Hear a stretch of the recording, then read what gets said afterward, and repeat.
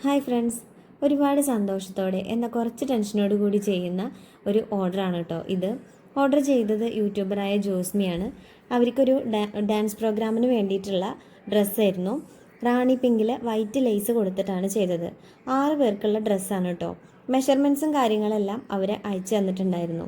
എന്തായാലും പറഞ്ഞ ഡേറ്റിന് 2 ദിവസം മുന്നേ തന്നെ ഓർഡർ റെഡിയാക്കി. ആദ്യമായിട്ട് എൻ്റെ അടുത്ത് ഓർഡർ തരുന്നതിൻ്റെ ഒരു ടെൻഷൻ അവർക്കും ഉണ്ടായിരുന്നു കേട്ടോ.